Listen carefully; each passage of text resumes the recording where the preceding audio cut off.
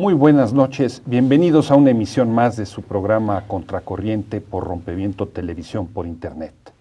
Soy Luis Hernández Navarro y hoy en la noche, tercer aniversario de Rompeviento, vamos a estar conversando con el doctor Víctor Quintana sobre Ay Chihuahua. No se vayan, regresamos en muy breves instantes.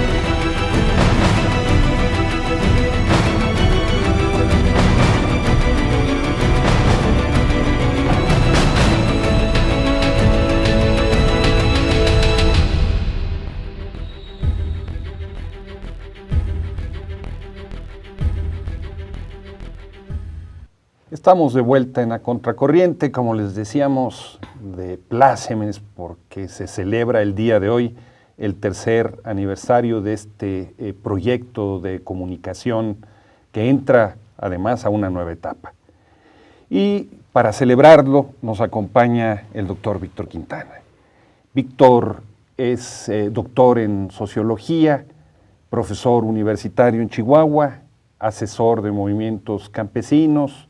Ha trabajado muchos años en educación popular, ha sido legislador de oposición y es un gran conocedor de su estado, Chihuahua. Ay, Chihuahua. Víctor, muchas gracias por estar hoy aquí. Bueno, muchas gracias por invitarme, una felicitación a Rompevientos por su tercer aniversario y pues me da mucho gusto estar aquí por segunda vez. En julio estuvimos aquí también y ahora me da mucho gusto estar. Hablando sobre la famosa reforma del campo. La reforma del campo que no llega, ¿no? Bueno, que sí llega. Por la puerta de atrás. Por la puerta de atrás, sí.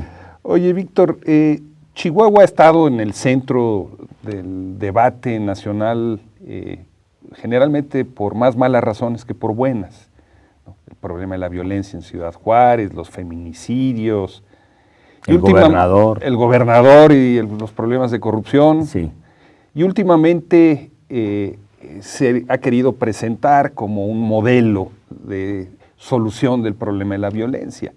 Pero curiosamente, mientras se nos dice que ahí se construyó una experiencia fundamental para resolver el problema del tráfico de las drogas, pasan hechos muy dramáticos como el reciente en donde un grupo de niños secuestran a otro niño y lo acaban asesinando. ¿Por qué no nos cuentas qué fue lo que pasó y cómo explicar esto? Sí, con gusto te lo cuento, bueno, no con gusto, con dolor, pues, lo contamos. Mira, ahora en el mes de mayo, alrededor del día 13 de mayo, en una colonia alejada del centro de Chihuahua, que de hecho ya está en un municipio conurbado, que se llama Aquiles Cerdán, Santa Eulalia, donde se fundó originalmente la ciudad de Chihuahua, en una colonia de esas colonias nuevas, de urbanización nueva, casas de interés social, que se llama Laderas de San Guillermo. 2 niños y 2 niñas, bueno, 3 niños y 2 niñas, perdón, entre 11 y 15 años, secuestraron, se llevaron a un menor de 6 años, el niño Christopher. Está ya en las laderas de los cerros, como dicen el fraccionamiento, entonces hay muchos arroyos que bajan de los cerros. Entonces al lecho seco de un arroyo, no es cierto que estaban jugando al secuestro. No es cierto. No es cierto. Ellos se lo llevaron, lo amarraron, lo torturaron y lo mataron. Ahí. No como un juego.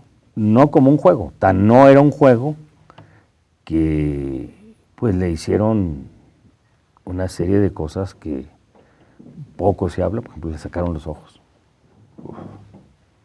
le sacaron los ojos y luego lo echaron en una grieta ahí junto al arroyo y lo medio lo cubrieron ahí con un poco de pasto seco y todavía le echaron un perro muerto encima.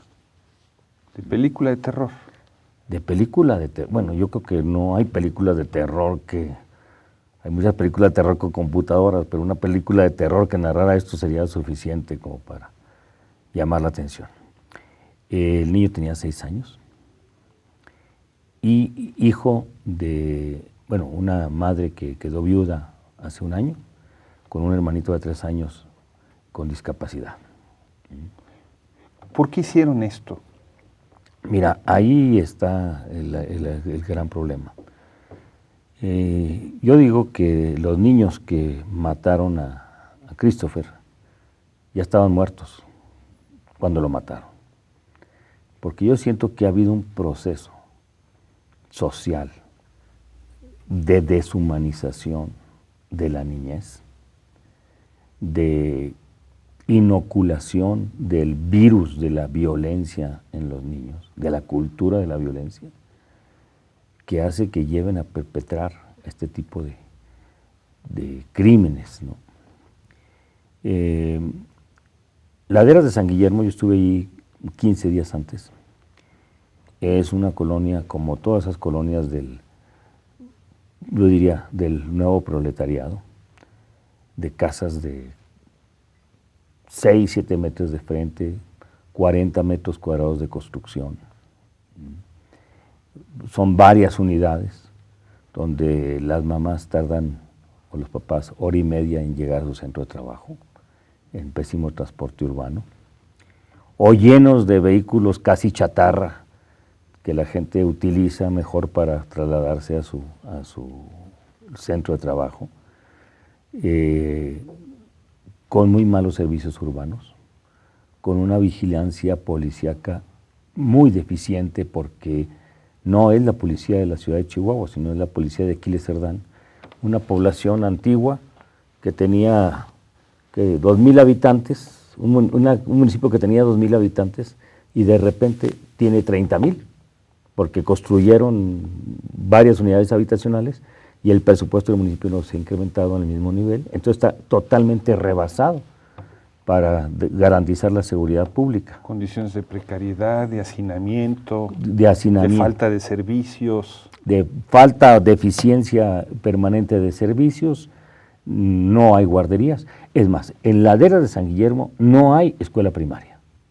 Los niños tienen que trasladarse a las colonias aledañas a escuela primaria. Kilómetros, caminando. Eso es el ambiente. Bueno, muchas madres solteras o muchas madres solas, muy mal pagada la gente. La mayor parte de la gente que vive ahí trabaja en la industria maquiladora. Son trabajadoras de las plantas de ensamble. De ensamble ganan que 700, 800 pesos por semana. 700 pesos por semana, es lo más corriente ganar. Te digo, no hay ningún servicio social, de guarderías, estancias infantiles, centros de atención a las adicciones. No hay nada de eso. Y una policía, que digo, totalmente rebasada. Entonces esto genera muchos niños que se quedan solos porque su mamá se va a trabajar o se quedan encerrados en su casa. Esto es la imagen que ves en muchas colonias populares de Ciudad Juárez o en muchas colonias populares de Chihuahua. Niños sin la presencia paterna. Exactamente. En hogares rotos. Sí, con las redes sociales, redes familiares destruidas. Porque las familias que se van a vivir a Laderas de San Guillermo, porque consiguieron una casita nueva, vivían antes en las colonias de la primera periferia de la ciudad de Chihuahua, o vivían en las colonias viejas de Chihuahua. Pero tenían que pagar renta. Tenían que pagar renta, estaban de arrimados con la suegra o con la mamá, entonces de repente se van para allá, pero ahí casi todas las familias son familias jóvenes, no está la tía, no está la abuelita que cuida a los niños, se quedó en la parte más antigua de la ciudad, Entonces, las redes sociales son muy precarias. No hay esas redes familiares que protegen. Y esto genera pues, también descuido de los... O sea, lo que le llama Clarita Hussman, la economía del cuidado, ¿sí?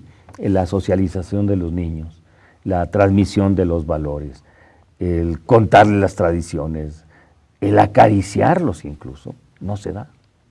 Está a la mínima expresión. O sea, los niveles de expresión de afecto y de cuidado están absolutamente reducidos a su mínima expresión. A su mínima expresión, porque llegan los... Mira, me decía una señora, que es la dirigente de Morena ahí, en esa colonia precisamente, me decía, mire Víctor, no nada más es el ambiente, dice, también usted ve a los niños de 4 o 5 años jugando después de las 10 de la noche en la calle. ¿Por qué? Dice, porque las mamás llegan cansadas, agotadas, y se meten a ver la novela. Entonces, pues, ¿qué ganas, qué energía van a tener de estar conviviendo con los niños y revisándoles la tarea? Lo que quieren es distraerse un poquito para volver a levantarse a las 5 de la mañana al día siguiente. Hace un momento, Víctor, nos decías que los niños jóvenes que asesinaron a este pequeño estaban ya muertos y Sí. que la violencia había entrado dentro de ellos, los había devorado. Tú escribías hace ya unos cuantos años, cuando estaba la violencia en Ciudad Juárez en todo lo suyo, la historia de una librería, no recuerdo si es la librería de Ciudad Juárez o en Chihuahua, que había puesto un letrero que decía, si es cierto que la letra con sangre entra, entonces el gobierno de Felipe Calderón va a ser recordado como el que combatió el analfabetismo, ¿no? Sí, más o menos así, decías. Así decíamos, sí. O sea, ese es el clima de... Sí, la cultura de la violencia que yo le llamo. Y mira, indudablemente, mira, un dato para comenzar. La guerra contra las drogas ha causado 24,000 huérfanos en el estado de Chihuahua. O sea, en Chihuahua hay 24,000 huérfanos por la guerra contra las drogas. ¿Qué te parece si vamos a una pequeña pausa con el dramatismo de esta cifra? Sí. Y los invitamos, amigos, a que continúen con Ay Chihuahua. Regresamos dentro de muy breves instantes.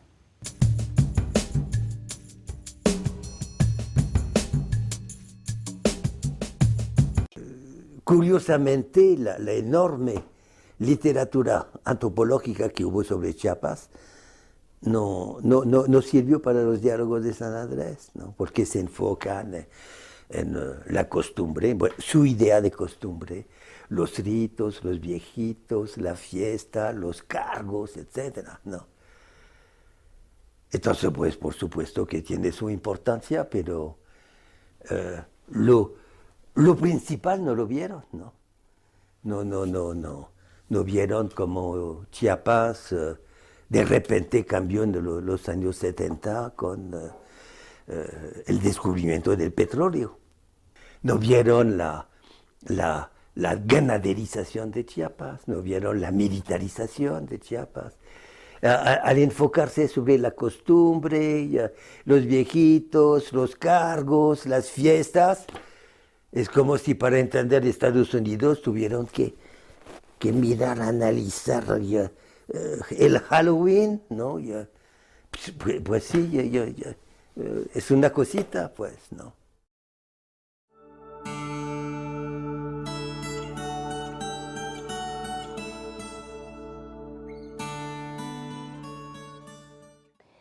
$4.4 millones diarios gana el señor Larrea por su Grupo México, por extraer minerales de este país, por obtener una concesión, ¿sí?, que le han dado los gobiernos priistas y le ampliaron los gobiernos panistas, ¿sí?, y poquito antes de concluir la administración de Felipe Calderón fue renovada otra concesión minera justamente en la zona de Sonora.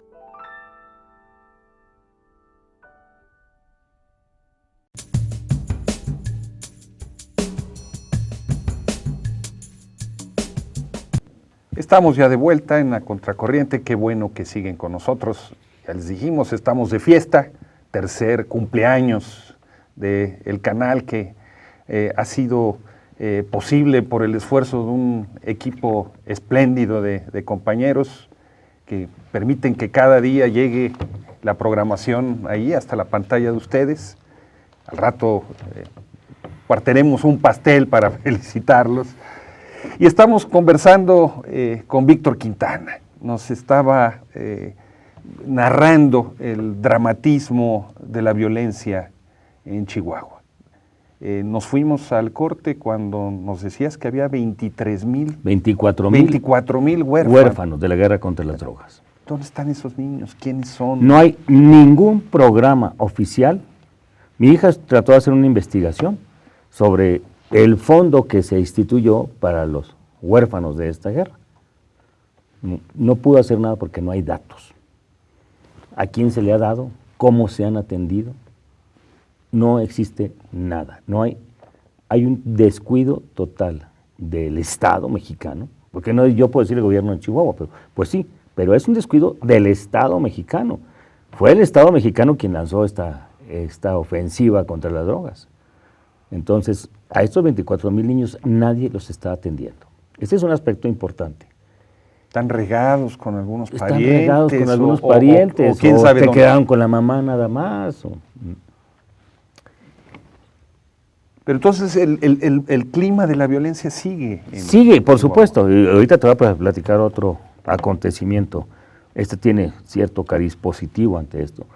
Entonces, mira, 24,000 niños que no tienen ni... Chihuahua, de acuerdo al informe de UNICEF sobre la infancia, andamos entre el doble y el triple nacional sobre el número de muertes violentas de niños y adolescentes. Primer lugar nacional en muertes violentas de niños, adolescentes y jóvenes. ¿Tienes idea más o menos de qué cifra estamos hablando? Andamos como en niños y adolescentes, en niños, como en 9.2, ¿sí? 9.2 por cada millar. De niños. Por cada 100,000. Por muertes violentas. Por muertes violentas, el triple de la... ¿Pero quién puede querer matar a un niño, Víctor? Pues es que muchos niños mueren por ejemplo, a fines de abril hubo un enfrentamiento muy fuerte en el municipio de Urique, un lugar que se llama Tubares. En la Tarahumara. En la Tarahumara, ya en el límite con el municipio de Choix, en Sinaloa. Llega una avioneta de Choix, precisamente, a sacar a una familia de la comunidad y derriban la avioneta y mueren 2 niños. Así son casos como ese. ¿Pero por qué derribaron La avioneta la derribaron porque ahí iba gente supuestamente del cártel contrario. Un asunto de drogas. Un asunto de drogas. ¿Sí? O sea, gran parte de esto son daños colaterales, entre comillas, de la guerra contra las drogas. Y eso acaba de pasar. Eso acaba de pasar. Pero sí, no pero se suponía que había un plan ejemplar ya. No, incluso te voy a decir, el gobernador acaba de inaugurar un museo en la ciudad de Chihuahua, que es el museo, le llamamos de la ignominia. La sociedad civil ya lo clausuró simbólicamente. Es un museo lleno de descabezados, de torsos humanos, de sangre, y dice el gobernador Duarte que eso lo hizo para que la gente se acuerde cómo estaba antes Chihuahua y cómo él ha logrado sobrepasar ese momento. Es un museo en pleno centro de la ciudad de Chihuahua. ¿Y quién va a ese museo, Víctor? No, pues nadie. O sea, hay una gran indignación ciudadana ante esto. Es que es increíble. Es increíble. Es el Museo del Horror. Es el Museo del Horror. Y y es más horror cuando tú ves que esas cosas siguen, Luis. O sea, Sí. Esta historia que nos cuentan de que las muertes violentas ya desaparecieron del Estado, no es cierto. No es cierto, por supuesto que no es cierto. Ya no hay el paroxismo que hubo en 2010, 2009, 2010. Villas de Salvarcar. Villas de Salvarcar, pero te voy a contar otra historia. Pues nada más para terminar con los niños. Esa cultura de la violencia es que los niños juegan a ser sicarios, juegan a ser capos, los niños. Juegan a que secuestran gente. O sea, ya no son policías y ladrones o indios y vaqueros, por lo que seguramente jugaba Lorenzo Córdoba de chico, o algo así, ¿no? Sí, exactamente. No, y además como no les gusta perder, pues son sicarios, porque son los que le ganan a los policías. O sea, los niños quieren ser sicarios. Quieren ser sicarios. Mira, en un arranque que me parece a mí muy infantil, el presidente municipal de Chihuahua, ya desde el anterior, prohibieron los narcocorridos, que se interpretaran públicamente los narcocorridos. Entonces van los grupos, de la onda grupera, van a los palenques y pues tienen prohibido cantar narcocorridos. Entonces la gente se los pide, los narcocorridos, pero de los más sangrientos. La gente se los pide. Entonces mira, la cultura del narcocorrido, el grupo, gente como el Commander, todo ese ambiente, toda la nota roja, incluso este museo, forma parte de esa cultura de la violencia que está bien inoculada. ¿De qué platican los adultos? ¿Qué han visto? Mira, los niños de 7 años no han visto más que violencia en Chihuahua. No hay otro horizonte. ¿Sí? Así como tuvimos como 8 años de sequía y dicen que los sapos que nacían no sabían nadar porque no conocían el agua. ¿Sí? Ahora hay niños que no saben nadar en La Paz porque no conozcan más que la violencia. Tomando en cuenta que la violencia comienza en 2008, hay niños de 7 años que solo han bebido eso. Y otros que desde que comenzaron su uso de razón no han visto más que violencia, Luis. Esa es la cultura de la violencia, que se va comunicando entre ellos. Una violencia, Víctor, asociada al narco, asociada a la delincuencia común. A la policía, a las policías municipales que extorsionan, que torturan, en connivencia con los narcos, a una corrupción gubernamental que maquilla. No tan bien como me maquillaron a mí ahorita, que maquilla las cifras de la violencia. Sí. Se ha hablado de Guerrero como un narcoestado. ¿Se puede hablar de Chihuahua como un narcoestado? En muchos aspectos sí, fíjate, en muchos aspectos sí. Lo que pasa, hay algunas diferencias, yo veo, ¿no? En Chihuahua tienes un nivel de urbanización mucho más alto que en Guerrero, ¿sí? Y como quiera que sea las ciudades, hay más visibilidad, hay una clase media más fuerte también, ¿sí? Más vinculación con la economía norteamericana, y esto te hace que se disminuya un poco, pero la violencia en la periferia de Chihuahua, y periferia no nomás es la Sierra Tarahumara, sino en la periferia de las ciudades sigue siendo tremenda. Chihuahua fue conocido por los feminicidios. Sí. ¿Terminaron ya? No han terminado, ya no somos el primer lugar nacional, pero esto no significa que los homicidios... Se siguen matando a mujeres jóvenes. Sí, siguen desapareciendo. Con saña. Ahora, las desapariciones forzadas, mira, nada más en mi tierra, en Ciudad Cuauhtémoc, que es un municipio de 130,000 habitantes, tenemos de 2011 a la fecha, Luisa, más de 300 personas desaparecidas.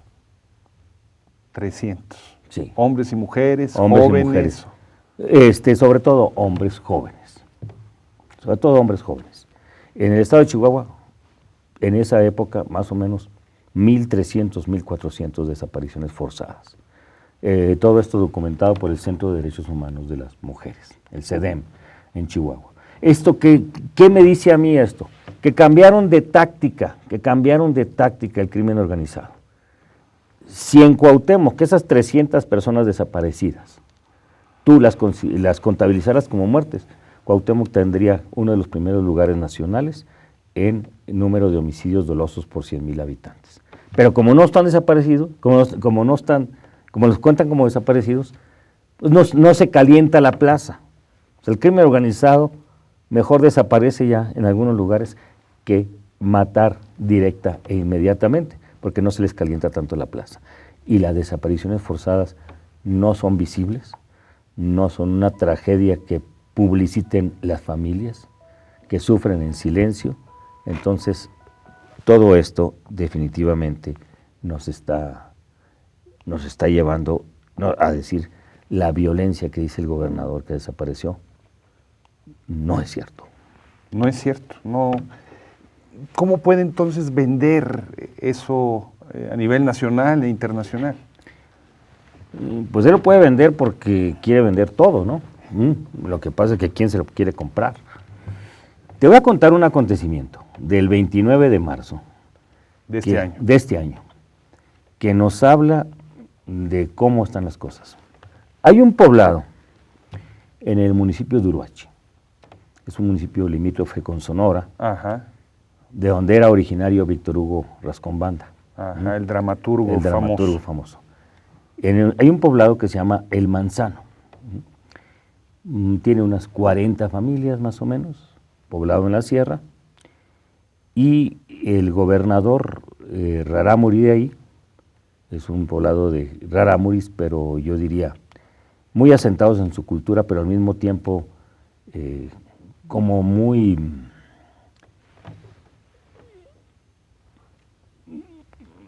dialogantes con la otra cultura y con sus vehículos y siembran, etcétera, ¿no? Y en ese poblado hay una telesecundaria. El dirigente de ahí local, que estuvo mucho tiempo en una organización no gubernamental que dirige la Peti Guerrero, que tú conoces, que se llama Contec, ¿sí? Cruz Sánchez, de origen rarámuri, es el dirigente de ahí de la comunidad. En el mes de febrero le asesinaron a un hijo en un retén de los narcos, que es lo que más encuentras en la sierra de Chihuahua. Ahí le asesinaron a un hijo, tiene otro. Y los muchachos, y bueno, todo mundo escuchó que iba a llegar una gavilla de sicarios para llevarse a los jóvenes.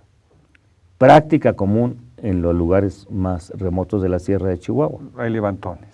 Levantarlos para reclutar. La leva. Y los chavos de la telesecundaria dijeron, nosotros queremos seguir estudiando y seguir con nuestras familias cultivando la tierra. Nosotros ni nos vamos, ni nos dejamos que nos lleven. Primero muertos. Y se armaron. El día 29 de marzo, 29 de marzo, creo que fue domingo, a la 1 de la tarde, llegaron la banda de sicarios y empezó la balacera. La balacera duró 7 horas. 7 horas. 7 horas. Una balacera, una batalla en toda forma. Y te lo digo porque tiene teléfono satelital, Cruz Sánchez, el dirigente, y empezó a hablarle a los contactos, a nuestros amigos en Chihuahua. Oye, llegaron los sicarios. Y me dicen 2 compañeros del Barzón, dice, Víctor, se oía la balacera en ese momento. Se oía la balacera. ¿Cómo cuántos cartuchos se dispararon? 50,000. 50,000 cartuchos. 50,000 cartuchos. Han contado 25,000 del otro lado y 5,000 del lado de los muchachos, digo yo, que tuvieron que defender su derecho a la educación a balazos. ¿Y el saldo de muertos y heridos? No se sabe del saldo de los maleantes, y del lado de las familias, otro hijo de Cruz resultó herido de una pierna. Duró 7 horas el enfrentamiento. Se le llamó a la PGR, que no quiso intervenir. O sea, los agentes de la PGR iban a estar, los pocos que hay, iban a ser aniquilados inmediatamente. Se le llama a la zona militar, ¿sí?, que está en San Juanito, no es tan distante de ahí. Después de varias horas que no llega el ejército, le dicen, ¿qué pasó? Estamos esperándolos.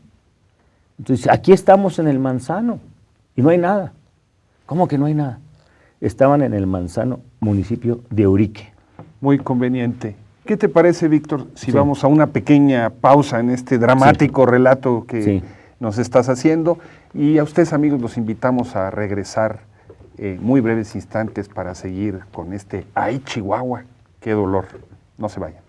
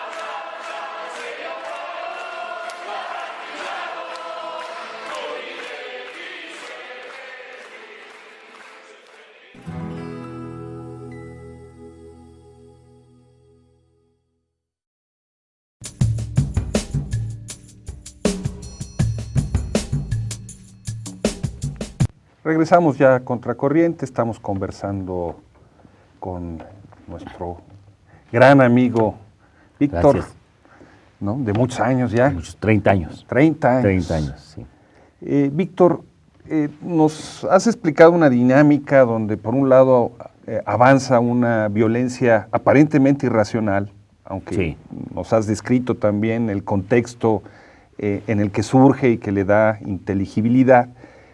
Pero también nos acabas de contar una historia de resistencia de una comunidad indígena que decide enfrentarse al mundo del narco, utilizando también la violencia, porque es la única manera de resistirlo, ante el vacío de las autoridades. ¿Hay otro tipo de experiencias de esta naturaleza? No necesariamente que se hayan agarrado a balazos con los narcos, pero que hayan sido capaces de la población de defenderse. Pues mira, yo pienso que una experiencia muy interesante, no de resistencia armada, pero de una resistencia comunitaria muy fuerte, se da en Baquiache, municipio de Cariche. Otra vez contra Humaras. Hay rarámuris, sí, rarámuris, que asesorados por una abogada valerosísima de origen ñañú, Estela Ángeles, la licenciada Estela Ángeles, y apoyados por los sacerdotes de Cariche, de la misión, recuperan 11,000 hectáreas de terreno en varios juicios agrarios, invadidas por los ganaderos del municipio vecino de Nonuava. Ahí ha sido una lucha de organización comunitaria y de utilización de los mecanismos legales muy interesante. Y han ido ganando todos los juicios. Lo que sucede es que las amenazas de los caciques han llegado al asesinato de la pareja de Estela Ángeles, Ernesto Rábago, en el año 2010. Se le dieron medidas cautelares a Estela Ángeles, y el lunes de la semana pasada, en una reunión con la directora de Derechos Humanos de Gobernación, vi cómo Estela tomaba el celular que le dieron especial para llamadas de pánico, y un celular satelital, y se los aventó. Le dijo: mire, esto no sirve de nada. Ustedes no están haciendo nada. Una impostura. Es una impostura, estas medidas cautelares. Los ganaderos se siguen metiendo. Ustedes, la policía no los desaloja. La policía municipal les ayuda. Y aunque tenemos todo a favor nuestro, todas las resoluciones jurídicas, la policía no hace nada, ni ustedes nos están protegiendo en realidad. Es una resistencia rarámuri también por la vía jurídica muy interesante, ¿sí? O la resistencia de la comunidad de Repechique, que detiene las obras del aeropuerto de Krill. Están detenidas. ¿Cómo es eso? ¿Es también una comunidad rarámuri? Es una comunidad rarámuri que se establece por ahí cerca, y empiezan a construir el aeropuerto internacional de Krill para usos turísticos, evidentemente. Interponen un recurso ante el juez de distrito en Chihuahua, y un juez de distrito muy consciente, de origen guerrerense además, ¿sí? Dice: oiga, me pusieron a estudiar toda la legislación internacional en materia de consulta a los pueblos indios, y emite un resolutivo donde dice que, dado que no hubo la consulta a la comunidad, que no está reconocida por la reforma agraria, que es una comunidad indígena de facto, ¿sí? Dado que no hubo esto, se suspenden las obras, les otorga el amparo, ¿sí?, del aeropuerto de Krill. Entonces, hay mucha resistencia de las comunidades indígenas, cada vez yo veo más comunidades organizadas. Tú escribiste en su momento también la experiencia de los levarones, sí, en contra de la inseguridad y del narcotráfico. ¿Quiénes son los levarones? ¿Qué fue lo que sucedió en aquel año? ¿Y dónde están las cosas ahora? En 2009. En 2009, los levarones son una comunidad disidente de los mormones. Lo que los distingue, se llaman los levarones porque quien los fundó se apellidaba Levarón. Lo que los distinguió del corriente, del mainstream, digamos, de los mormones, es que ellos siguieron con la poligamia. Ah, bueno. ¿Sí? Entonces, de hecho, son polígamos. Ellos se salieron del municipio de Nuevo Casas Grandes y Casas Grandes, donde están los mormones, y se fueron al municipio vecino de Galeana. Y están asentados en un pueblo que se llama Levarón, ¿sí?, y parte también en la cabecera municipal de Galeana. Tú vas a esa región y parece que estás en una parte de Arizona o de Nuevo México. Incluso los tipos físicos pues son norteamericanos. Casi todos tienen la doble nacionalidad, hablan inglés, tienen su high school, etcétera, etcétera. ¿Dentro del territorio chihuahuense? Dentro del territorio chihuahuense. Entonces, en mayo de 2009, secuestran a un muchacho que se llama, Eric Levarón. La comunidad, que es muy unida por la cuestión religiosa, étnico-religiosa, dice, nosotros no vamos a pagar el rescate. Porque si seguimos pagando el rescate, van a seguir Es una atacando. comunidad de agricultores acomodada, digamos. Ándale, de agricultores acomodada, ¿sí? Agricultores, y al mismo tiempo combinan la agricultura, sobre todo el cultivo de nuez y de chile, con trabajo temporal en Arizona, donde son constructores. Son constructores. No albañiles, constructores, ¿sí? Contratistas, digamos, ¿no? Entonces, pasa esto, dicen, no vamos a dejarnos, y se van en plantón a Chihuahua en sus vehículos, y tú ves, y pues puras muchachas y muchachos güeritos de high school, y iban dirigidos por dos personas, dos hermanos, Benjamín Levarón y Julián Levarón. El líder más carismático, el más articulado, era Benjamín Levarón. A la semana logran que se libere a su hermano. Movilizándose, presionando al gobierno. La procuradora tiene que establecerse en Levarón durante unos días para dirigir todo el operativo. Creo que se pagó un rescate, pero no lo pagaron ellos.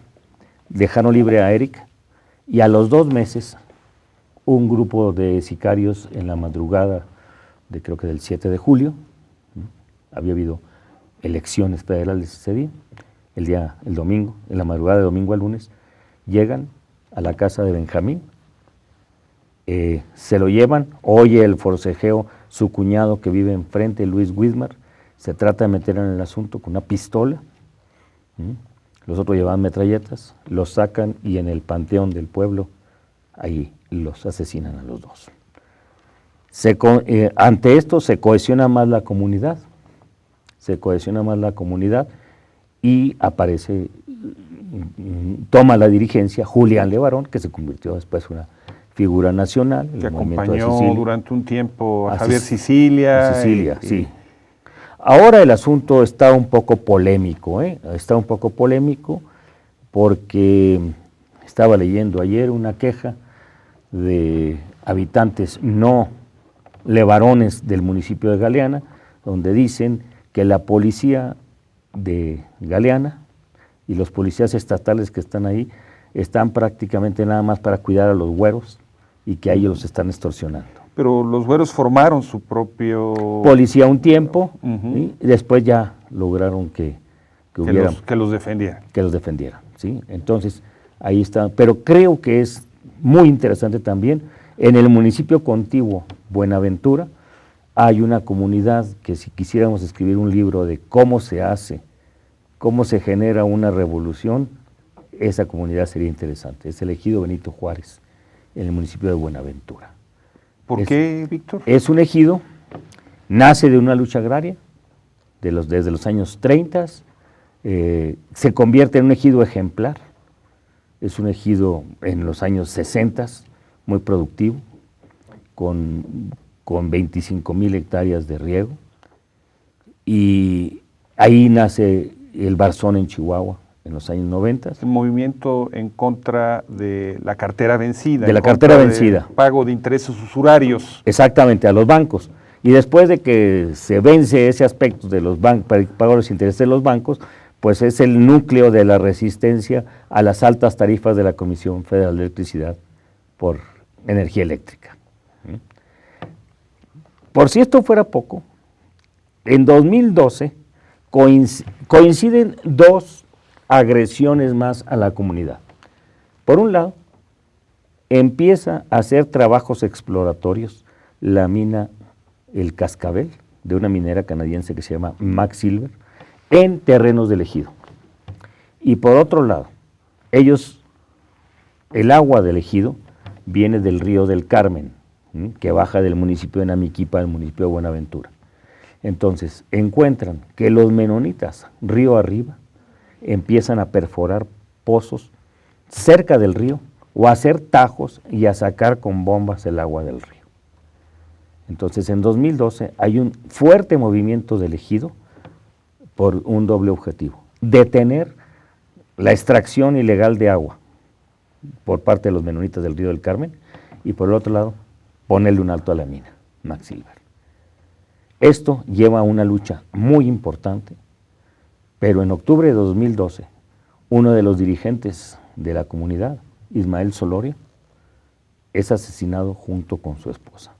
Misteriosamente. Misteriosamente por elementos del crimen organizado, seguramente pagados por algunos de los dos fuerzas que intentan intervenir en el ejido, que son los menonitas ricos o la minera Max Silver. Una historia apasionante de resistencias desde abajo a este mundo de la violencia. A este mundo de la violencia, sí. ¿Qué te parece, Víctor, si vamos a una pequeña pausa? Y ustedes, amigos, los invitamos a que regresemos en muy breves instantes para seguir escuchando este relato fantástico de luchas, de violencia, que parecen sacados de una novela o de una obra de Benedetti o Galeano. No se vayan, regresamos en muy breves instantes.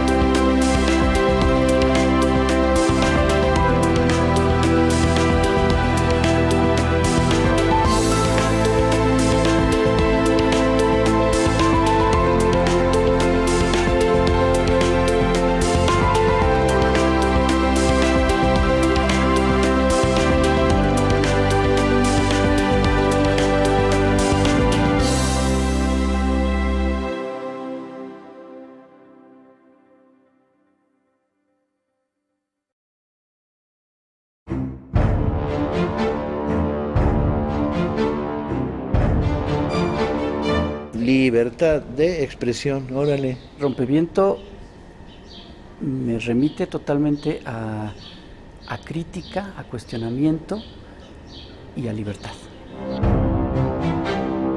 Solidaridad, amor por una causa, información verídica. Libertad, crítica y pueblo. Creatividad, libertad y valentía periodística.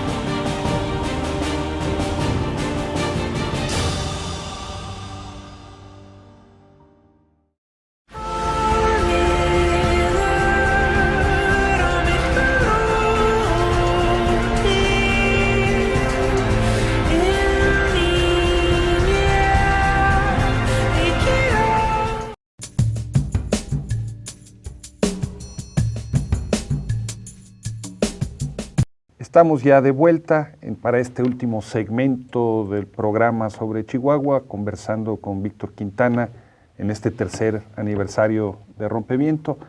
Víctor, nos has narrado con bastante detalle el Chihuahua de abajo, las resistencias, otra vez el mundo de la violencia. Pero ¿qué está pasando en el Chihuahua de arriba? Hemos escuchado que hay denuncias en contra del gobernador por corrupción, malos manejos, negocios ilícitos, que vienen de personajes tan relevantes en la política nacional como el senador Corral. ¿Tú qué dirías que es lo importante de este terreno? Bueno, yo creo que está por demás decir que todo lo que he narrado ahorita, pues soy una parte interesada, ¿no? O soy gente, o soy muy cercano a estas luchas, o he sido francamente parte de alguna de ellas. Hasta perseguido. Hasta perseguido de repente, y en esto también. Mira, yo creo que tenemos el peor gobernador que haya tenido Chihuahua. Pero eso ya es mucho decir, Ya ¿no? es mucho Porque decirlo. hay una larga Hay lista. una ¿no? larga lista, pero yo creo que todo el mundo habla del gobernador Giner, que fue el que les dijo a los guerrilleros, que dicen que dijo a los guerrilleros de Madera, que se va a cumplir 50 años precisamente. Así es. Sería bueno platicar de El del eso 23 luego, de septiembre. El del 65. De Querían Arturo tierra, Ramis. pues denles tierra cuando los mandaron a la fosa común. Pero que fue un gobernador, a final de cuentas, que murió, que no se hizo rico. Sus hijos murieron incluso en cierta pobreza, los hijos de Giner. Pero tenemos ahora un gobernador voraz, autoritario, que ha sometido al legislativo con una ayuda tremenda del PRD, que ha sometido al legislativo. El gobernador es del PRI. El gobernador es del PRI, ¿sí? Hizo alianza el PRD con el PRI hace 2 años en Chihuahua, y que fue acusado por un hombre de izquierda, antiguo perredista, compañero de lucha, Jaime García Chávez, interpuso una denuncia el 23 de septiembre del año pasado por enriquecimiento ilícito. Están acusando al gobernador De haber invertido en un banco de reciente creación en Chihuahua, que era una unión de crédito nacida en Delicias, se llamaba Unión Progreso, y ahora se llama Banco Progreso, 65 millones de pesos, que no dice de dónde sacó. No dice dónde sacó el gobernador. El presidente de dicho banco es el secretario de Hacienda del Estado, muy conveniente. Jaime Herrera, ¿sí? Y otro de los accionistas principales es Carlos Hermosillo, que hasta hace poco fue director de la Junta Central de Agua y Saneamiento del Estado de Chihuahua. Por eso tú alguna vez me viste mencionar que las juntas son la caja chica, las juntas centrales de aguas de algunos gobernadores. Ahora candidato a diputado federal por el PRI. Se presenta esta denuncia ante la PGR por parte de Jaime García Chávez y constituimos una unión ciudadana. ¿Constituimos quiénes? Mira, originalmente la llamada la hacemos alguna gente de izquierda, se suma Javier Corral, y luego que se constituya formalmente el 28 de noviembre Unión Ciudadana. Estamos como en el comité directivo un empresario, Pablo Cuarón, el exgobernador Francisco Barrio, Javier Corral, senador por el PAN, Blanca Gámez y la esposa de Javier, que no por esposa de Javier está ahí, Cintia Xavier, una periodista muy capaz, muy comprometida, Jaime García Chávez y un servidor. Somos los dirigentes de Unión Ciudadana y hemos hecho una serie de movilizaciones desde entonces, plurales, que han suscitado una gran simpatía por parte de la ciudadanía en todo Chihuahua, pidiendo que se investigue esto y pues realmente hemos recibido otro tipo de violencia. Qué bueno que se me estaba olvidando. Hemos contado la violencia sin sentido, la violencia del crimen organizado, la violencia de resistencia, y ahora vamos a hablar de la violencia fascista del gobernador. La violencia fascista del gobernador. Todas las acciones, todas las manifestaciones de Unión Ciudadana, hemos tenido que enfrentar la acción de grupos de choque del gobernador, dirigidos sobre todo por mujeres lúmpenes. ¿Pero qué les hacen? ¿Qué pasa? ¿Qué Llegan, empiezan a insultar,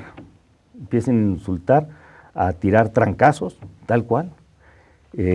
Mujeres, básicamente. Mujeres de colonias populares. El 9 de mayo se hizo una barrida, el 8 de mayo una barrida de la corrupción afuera de la Secretaría de Hacienda, y llegaron un grupo de mujeres, siempre con un grupo de hombres escoltándolas detrás, y golpearon a varias compañeras de Unión Ciudadana. Víctor, estamos ya al final de este programa. Nos quedan 2 minutos para que nos digas qué hacer en ese estado, para que el Chihuahua sea Ahí, Chihuahua. Mira, yo creo que hay ese ahí, Chihuahua. Y acabo de resumir todas las violencias que se viven en el Estado. Pero mira, en ese ahí, Chihuahua, también hay un ahí, Chihuahua. Hay comunidades como la Rarámuris, hay comunidades como la de Benito Juárez en resistencia. Hay importantes centros de derechos humanos, el CEDEM, COSIDAC, el Centro de Derechos Humanos Paso del Norte, organizaciones sociales. Está últimamente Unión Ciudadana.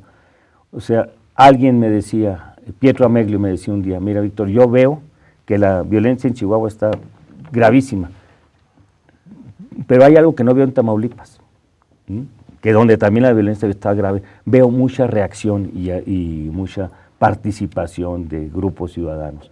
Entonces, es lo que nos mantiene ahí, es esa esperanza. Pero ¿de dónde viene eso? Está muy claro que hay un elemento que viene de las comunidades rarámuris. Hay un grupo de defensores de derechos humanos también muy activo. ¿De dónde viene esa Viene de la energía? izquierda y viene de la iglesia y viene a algún sector también, yo diría, de la gente más progresista de Acción Nacional. De esos tres vertientes viene. Primero de la iglesia, de la izquierda, comunitarios y un cierto sector de las luchas del 85-86 de la insurgencia electoral. ¿Hay esperanza en Chihuahua? Yo creo que sí hay esperanza, Donde hay resistencia y esperanza, y además hay unos excelentes periodistas como Wilibaldo Delgadillo, como Marcela Turati, que han estado contando todo lo que pasa en estos años terribles. Víctor, muchas gracias y de Ay Chihuahua a Ay Chihuahua. Sí, gracias. Muchas gracias por tu participación hoy. Y a ustedes, amigos, también muchas gracias por estar hoy aquí en la noche. Una gran felicitación al equipo que hace posible Rompeviento en su tercer aniversario. Un equipo magnífico. Y ya saben, los esperamos la semana que viene. Y a continuación, no se pierdan lo que Rompeviento se llevó con la muy brillante conducción de Jesús Taylor. Hasta la próxima.